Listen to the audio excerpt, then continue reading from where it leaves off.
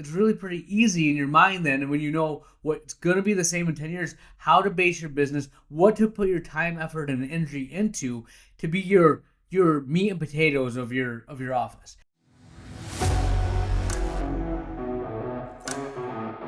All right, my friends, the Ultimate OD Podcast, very fun episode for us today. We're taking out our crystal ball and looking into the future. What is our office going to be like in 10 years? I have some answers.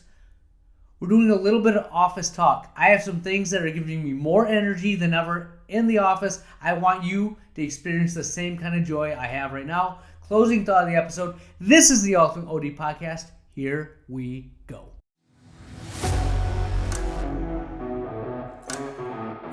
All right, friends, the Ultimate OD Podcast, thank you for all the likes, all the messages, all the feedback I've been getting. I truly enjoy this. This is why I do the podcast. I feel like this past year has been awesome. I've made so many connections. I love talking to you guys. So keep it up. Give us a like. Give us a 5-star review. I really appreciate it. If there's one thing I can do, or if you can do to help us out, it's that. It helps us grow. Now, one of the things why I like this podcast is it's one thing to learn something, or in theory, learn something. It's another thing to try and teach it. That's what I try to do when I'm doing this. And to be quite honest, I'm selfish about it because everything I learn, and when I try to teach it, try to put it into the presentation form, it makes me better, right? So if you're trying to improve your office, if you're trying to improve your knowledge of some aspect of the profession, I'm telling you, read, study, but then try to present it. Try to tell your spouse. Try to have a podcast or something like this and just put it out there. You learn and understand things at such a higher level. It's awesome. That being said, that's my little tidbit for us to get better. Let's get into the podcast. Today, we're going to be talking about the future. Yes, the future. Where are we going to be in 10 years? Now, generally, when I say that, we get a lot of common answers when I say the future. We think about managed care, artificial intelligence, online infractions, Warby Parker, 1-800-CONTACTS. We start to think about the disruptors, right? The things that are going to make us change and adapt, all the threats that are coming from the outside that, quite honestly, at times you can lose sleep over. What are we going to do if we can't do X, Y, or Z? Well, look at the people that didn't adapt from cash pay. Those doctors have like $300,000 to $400,000 practices. They work a few days a week and they probably make $60,000, $70,000 a year. Not a horrible gig, but it's honestly not what anyone watching this podcast is aspiring to in my mind, right? So we have to be aware of the disruptors. And I'll guarantee you this, there's going to be change. Nothing will stay the same. That's the beauty of entrepreneurship. That's the beauty of capitalism. People are always looking for an edge, looking for an advantage, trying to get better. Okay, we shouldn't be any different. Now, that being said, even though I guarantee you there will be change, we are absolutely awful at predicting what that change will be. Let's use AI for an example. We've been talking about AI for I don't know how long. It's coming here. And if you asked someone probably 10, 15 years ago, what is AI going to affect? We would have said, all those low wage, blue collar jobs, they're going to lose it when AI takes over. Well, as AI is coming in, it's the lawyers, it's the creatives, it's the artists that are losing position, not the blue collar workers, right? We're horrible at predicting what will change. We just know that there's going to be invariably a change that's going to happen. Well, as I was contemplating this, I saw this little excerpt or tidbit from Jeff Bezos, and I thought it was enlightening. That's going to be the foundation of our podcast, and he says that everyone will walk up to him and ask him, in 10 years, Jeff, what's going to change? What's going to be different? You are a visionary. Tell us what the future is going to be. And he'll have an answer too. But he said the better question, and the thing that I've created Amazon based on, is what is not going to change in the next 10 years? Think about that.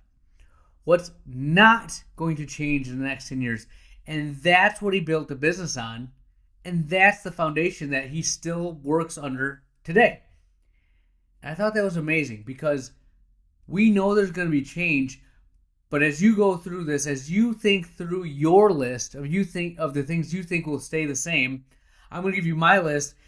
It's really pretty easy in your mind then, and when you know what's going to be the same in 10 years, how to base your business, what to put your time, effort, and energy into to be your meat and potatoes of your office. You can have these ancillary sides where you think visionary, you think this really disruptive technology, but the core, if you base it around these things, you'll be solid. You're going to be good to go. You're not going to lose sleep at night. So let's get into this. In the next 10 years, one thing that I believe will not change. Screens will be part of our lives. Think about it. We're going to be on a screen. Have you ever seen someone with their telephone? Their phone? They're staring at it. They're looking at this constantly. They're walking across the street, not looking, walking into things, bumping into each other because they're staring at screens. I can't imagine a world in 10 years where we don't have some sort of screen. Now, it might be a smart pair of glasses, it might be crazy contacts, but there's going to be a screen. And invariably, the human body, when you stare at screens, we don't blink, and we have a high near demand. Okay? All these people that are making better, greater screens are thinking about the technology. They're not thinking about the human anatomy. So presbyopia, dry eye, and myopia. Right? Staring at screens, focusing, not blinking. Right? That's something I think is a good foundation. So screens will be part of our lives. Number 2, almost a guarantee for civilization to continue, but our patients are going to age. Right? They're going to keep getting older. The eye will continue to degrade. One of the things I realize more and more as I look at my own health is we value treatments. We do not value prevention. Right? We really need to shift to the mindset of preventing things before they become problems. But insurance will pay for problems. They will not pay for therapies to prevent these problems to occur. It's just nature of how we operate. I think we need to look into that a little bit more. How are we going to care for the aging eye? Diabetes, macular degeneration, glaucoma, cataracts, oh my. They're going to keep happening, right? The changes in medicine are not preventative, they're treatment oriented. So they're going to continue to happen. What can we do to be there to provide that treatment? In addition, our scope will probably change. As the aging population overwhelms our healthcare system and we have less ophthalmologists, we're going to need to provide that care. Position yourself now. Start getting that disease protocol, the regimen, all the tools of the trade so you can provide that care.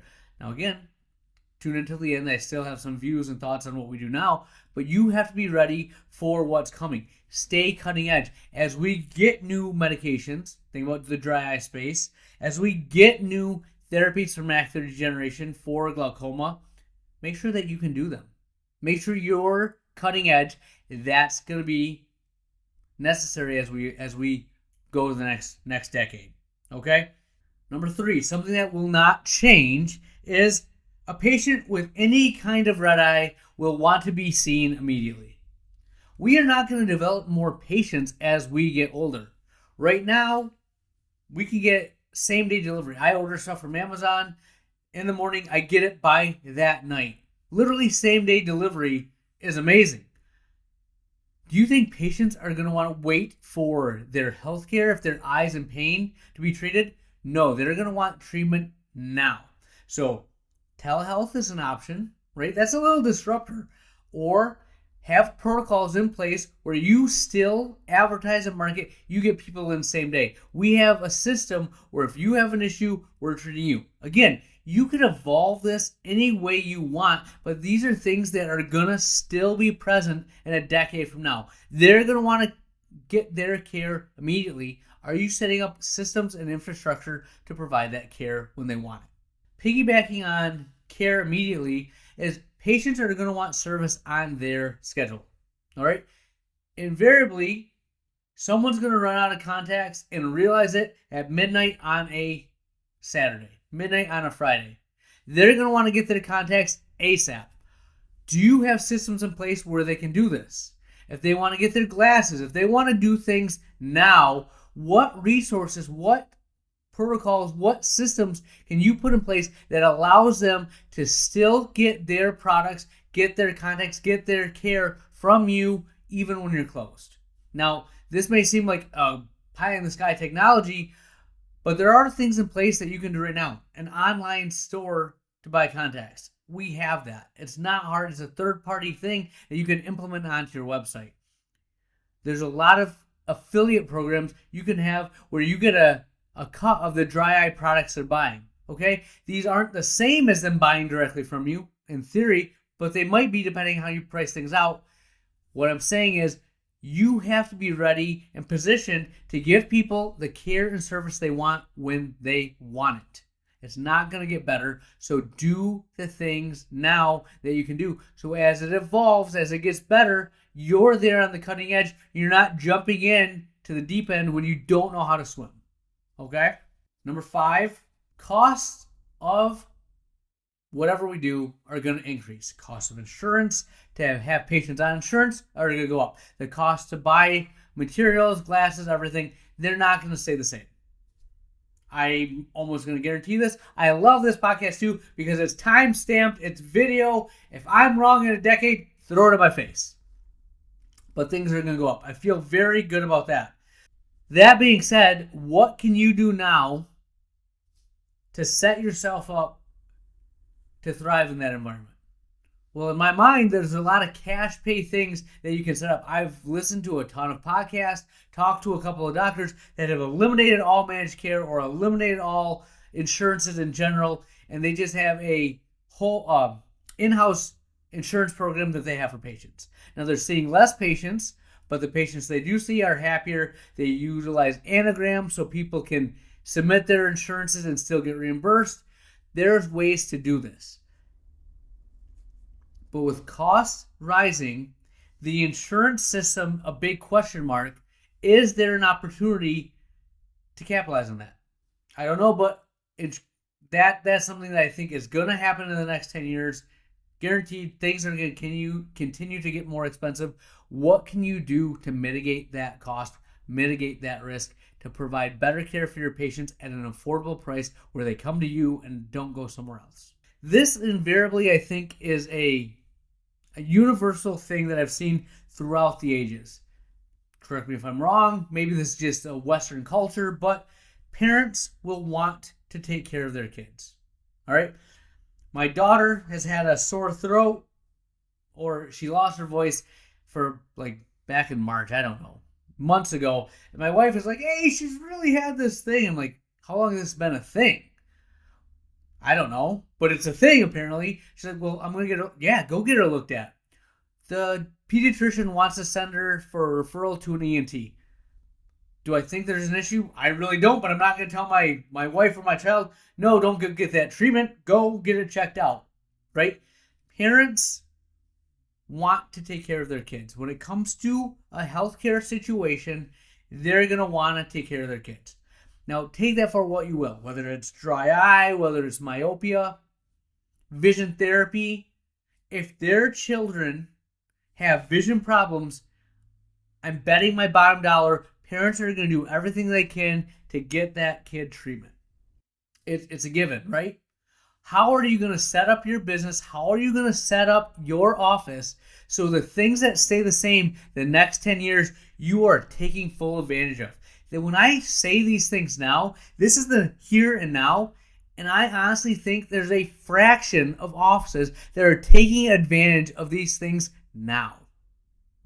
Position yourself now so in a decade, you're not only better than them in the present moment, you're leaps and bounds ahead of them in a decade, right? Figure out 1, 2, all of these things, and what can you do to position your office to be where you want to be. All right, 2 more, and then I'm done with this, right? Patient expectations are going to increase just like every other area of our life. All right. Whether it's Amazon, Uber Eats, Prime Video, we get instant gratification over and over and over again. If you are still operating under the mindset that the patient is here because of you, you're going to lose. You need to have a customer focused, patient first mindset. Now, every single one of you, if I asked you if you're a patient, customer service friendly office or not, you're going to say yes. Then I ask you if a patient's 15 minutes late, how do you respond? What's your protocol? Answer that question. It's a simple question to really see how customer focused, how much do you cater to the patient, right? Think about those things. I can give you a million other examples, but really think about what we get in every other aspect of our life. And if you think that someone's not going to step in and try and overtake us because they provide better customer service, that's blasphemy to me. If you're a private practice owner or in private practice and you're getting out customer service by corporate, by people that are watching the bottom line, that don't care for the patients because it's not their business like we do, that should never happen. But I'm pretty sure it will if we don't take it to heart. And the last thing I'm going to say, this is probably the most controversial thing that I'll put out there that I really think is not going to change to the extent that it will really be that foreign. I think patients in 10 years will still have glasses and contacts. Yes, I know there's this big thing that we should not take managed care. Optical's dead. Don't put any money into your optical. We need to get all medical. Listen to my earlier part of this podcast. Yes, I believe we should be medical. I think you need to capitalize that. But at the end of the day, if you look over the course of our life, glasses have been part of it. Contact lenses are going to be part of what we do. LASIK and RK are going to eliminate the need for glasses. Optometry is dead. Look at us now. Say, was it 10, 15% that actually do that? Right? Glasses and contacts will be a part of what we do. Now, I'm not saying the technology won't change. They might be scleral lenses that have your phones and your stinking contact lens, or the contact lenses are providing medicine, or the glasses are smart and self-adjust. I don't know, but who is better positioned than us to provide that care? Look at every single healthcare provider out there, whether it's PCPs, dentists, dermatologists. All these people are trying to sell something retail. They would die to have glasses or contacts like we do and be able to sell. That's the beauty of our profession. Like, if you're not business minded, get someone that is. But we have a retail business that is catered to us. If you're horrible, 50% of the people come in. I'd say near 70% of the people come in with the mindset they're going to buy from you. Do you know of another industry where people come in with that mindset that they're going to buy from you? Even if it dies in 7 years, you need to maximize what you are getting out of that. Don't cast it aside. It's not useless. You can be very profitable with optical, with contact lenses, if you do it right. Even with managed care. I know you think it's not easy to do, and it's not, but it can be done. Right? I'm living proof. So glasses and contacts, as much as we want to think in the future there's going to be other things going on, which there will be, I am making the statement, I'm standing on this mountain saying they'll still be part of optometry, and we are the professionals that are the best at providing those services. Take full advantage of it, and even if someone else comes in, opticians, online refractions, we should be able to do it better because we are the most equipped to do it. So that's what I have. Those are 10 things. Maybe not 10 things. I don't know how many things those are, but those are things you can do that in 10 years will still be here. You build your business on that, and you'll be successful looking at everyone else, run around with like a chicken with their head cut off, trying to catch up while you are established and thriving. We'll have more for you next week.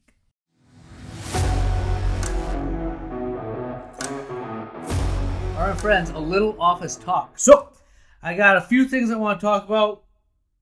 Number one, I started weekly meetings with my managers. All right, so I have an office meeting that I've changed the concept of. I used to have the office meeting as more of something that my manager should be doing. We go over like housekeeping issues, day-to-day tasks, like just mundane stuff. That can be handled by my managers. So I'm like, all right, managers got that. They do that once a month. They have one-on-one meetings with their direct reports. I am now meeting with my managers once a week, and we're going over, what do they need? What are our messages that we are constantly beating the drums of? Like our pillars, customer service, the things that matter to us. In our office, dry eye, myopia management, ocular health and wellness. We're beating those drums and making sure that they're passing on. We set our KPIs for the next 6 months. And honestly, those are probably going to be yearly KPIs, but we're going to have a 6-month checkpoint of this is what we're working on. This is our emphasis. How are we going to get there? In my mind, it's going to take us about a month to figure out how we're going to get there, and the next 3 months to really get in place. And then 3 months from there, we'll reevaluate and see what we need to change. So it's been good. Because it's on the schedule, we do it weekly. Good things have come of it. We've done 2 meetings so far. We have another one coming up, so I'll continue to fill you in on how those are going. Number 2, I am delegating anything I do not find joy in. Yes, anything. If it is not fun, I'm finding someone else to do it. I have had the most job satisfaction I've had in ages. I do what I enjoy doing. I'm very clear-cut on what I want from my managers and what our vision is. So we're still making progress, but I'm only focusing on the things that matter to me. Amazing. Brilliant. I'm telling you right now, if you don't like something, delegate it. Get someone else to do it.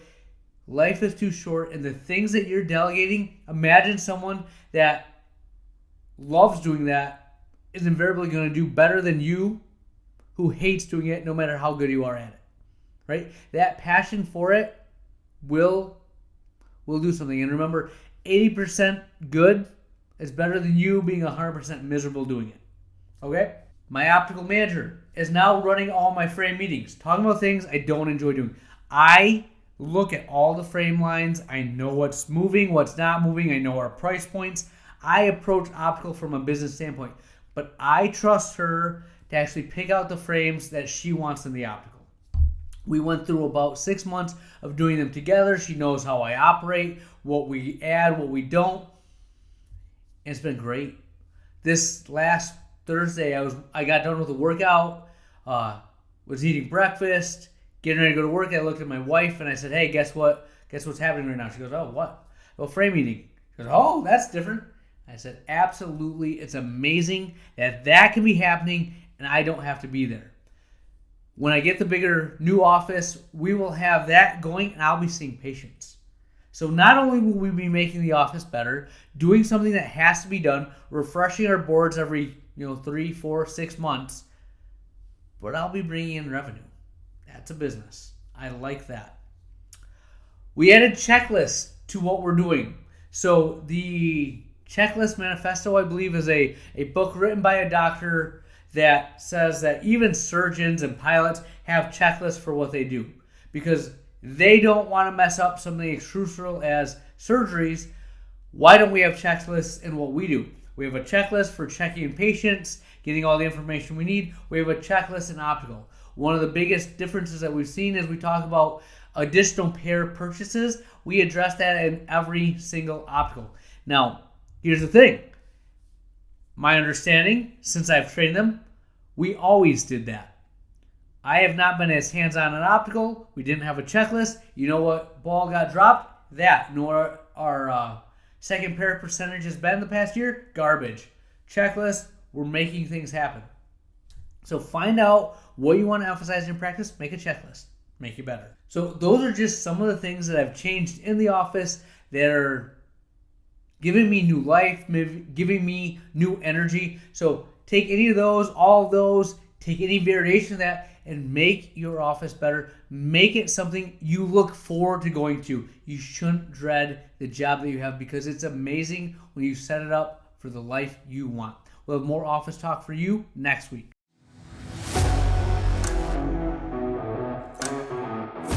Where has the time gone? We are to the closing thought of the episode, and today my friend Alex Hermosi will leave you with these words of wisdom. The road to success and the road to failure are one and the same, just one stops sooner. Right? So the road to success, the road to failure, they're really the same path. Just when you're on failure, you stop before you get to the end where success is. Moral of the story is, you're going to do the same things whether you succeed, whether you fail. The difference is, do you keep going? Period. A long enough time horizon and a kick butt work ethic will not be beat. That's what I have. Dr. Lily out.